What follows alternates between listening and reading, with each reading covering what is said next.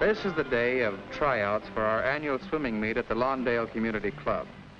And it's a special day for one of the boys because he's proving something that happens all the time.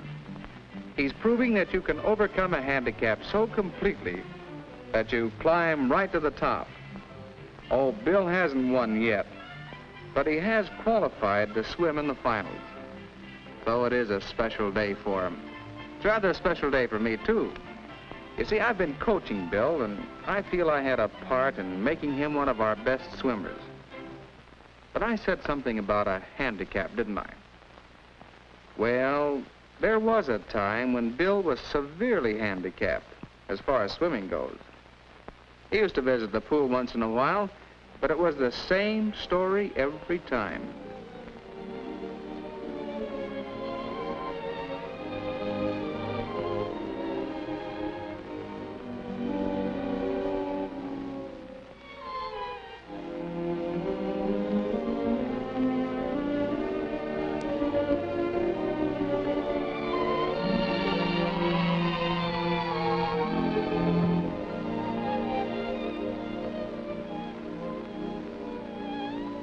He really wanted to learn to swim.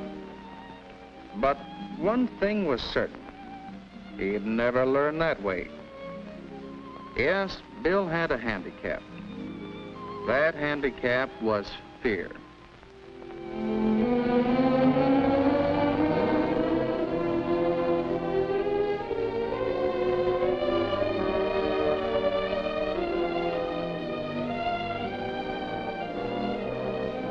At first, Bill's friends used to ask him to join in the fun. Hey, Bill, come on in. But no, it was no use. They forgot Bill was there. But Bill couldn't forget himself. He kept thinking and worrying. Think I'm a coward, do they? Well, maybe I am. If only I weren't so afraid. I could learn to swim. I could have fun like that. Get it! No! What did you do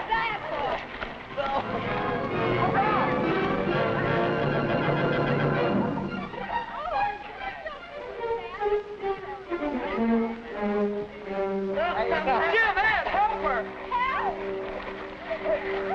Hey, what's the matter? It's Janet. Oh, it's Janet! What is it?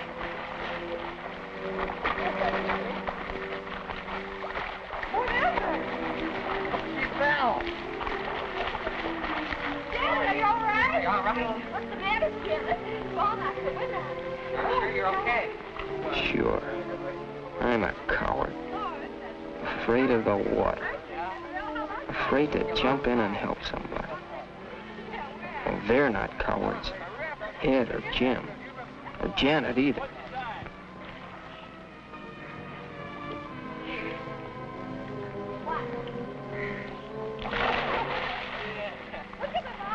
They say if you fall off a horse, you should get right back on as soon as you can, so you won't be afraid of horses. I guess she's not going to let this thing worry her. Well, I'll never get over being afraid in the water, no matter how often I get in the pool. What's the use?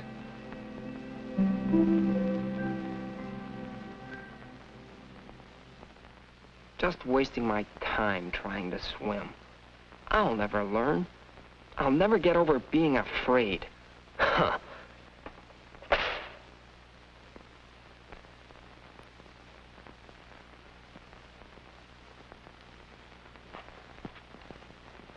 Giving up? Yeah, giving up, that's right. You're Bill Brent, aren't you? My name's Barker. I'm the swimming instructor around here. I've noticed you out there. You really want to swim, don't you?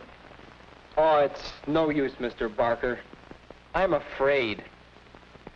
I'm a coward. You're the first coward I've ever known that had courage enough to admit it. Huh? Look, I'll agree you're afraid of the water. But does that make you a coward? Most people are afraid of something.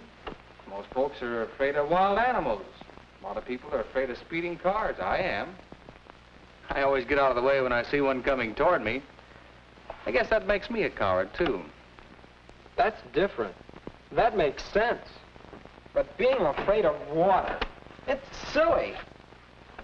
It's easy to say a fear is silly, but that doesn't necessarily help.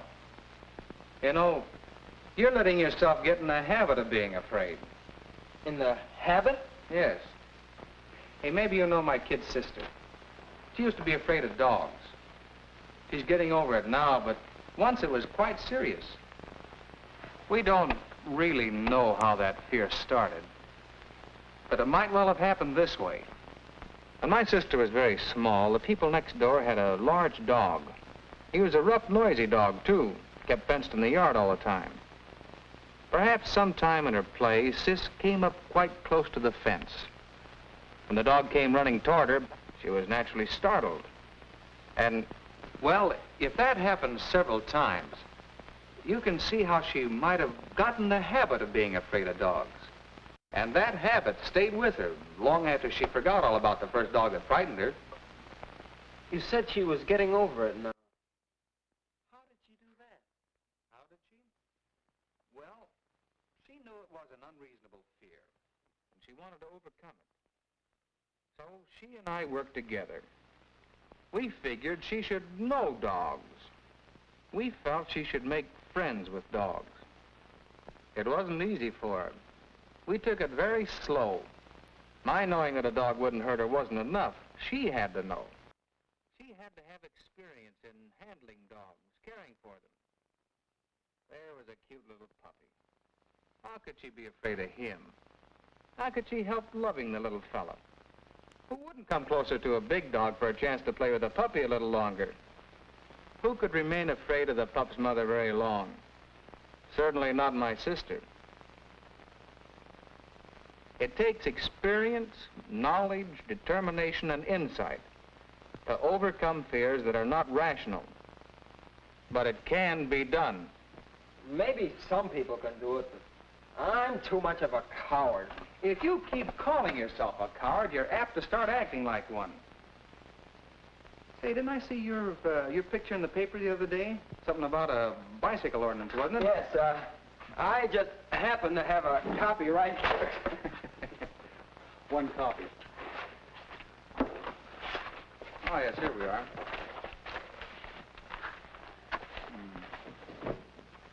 You deserve to be proud of yourself. Student defends bicycle ordinance. The paper doesn't give many details. Tell me about this. Well, you know about the new ordinance to keep bicycles off the sidewalks. Mm-hmm. It's really an important safety measure. But a lot of the kids didn't like it, and they held this protest meeting. Some of us thought it was a good ordinance, and I went to the meeting and said so. It seems to me, in the interest of safety, we ought to accept this rule. The least we can do is give it a fair trial. Ah, pipe down. Do you have a bicycle? Yes, I have a bike, but when I'm walking on a sidewalk, I like to feel safe. So I'm willing to ride my bike in the street. Good going, Bill. You told him. Do you agree with me? Sure. Oh, get up and say so. No. Go ahead. No. Come on.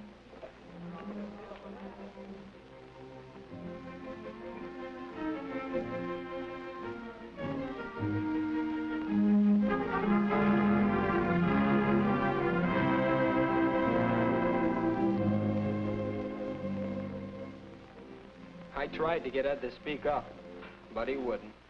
And the kids are still all steamed up. I don't know. The courage of your convictions. Huh? About Ed. You said he wouldn't speak up even though he agreed with you. Would you say he was afraid?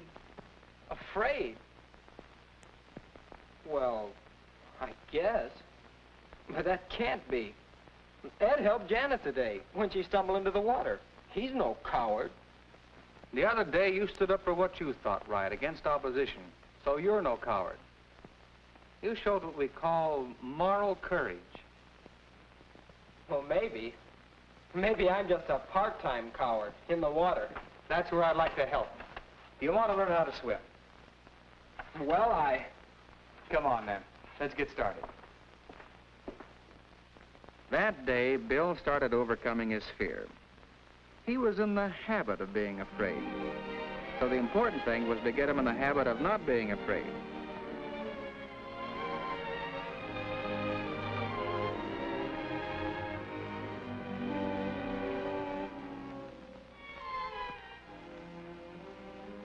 Bill learned gradually, over a period of several weeks, some of the skills he would need for swimming. As he became more skillful in the water, he also became more confident.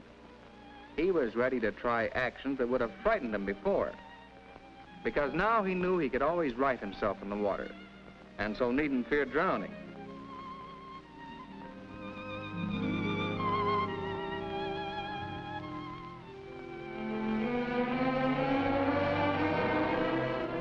Then, as he learned more, Bill gradually eased into deeper water. If he could swim across the shallow end of the pool, he could swim across the deep end.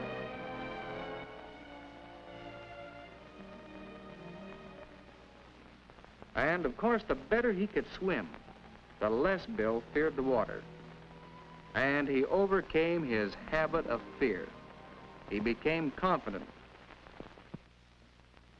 And so today is a special day for Bill. He did overcome his handicap, and very well, too. Whether or not he wins in the swimming meet, he has proved to himself and to others that he is not a coward. Well, we all have little fears which hamper us. We should take a tip from Bill. Our lives can be richer, happier, if we overcome our fears.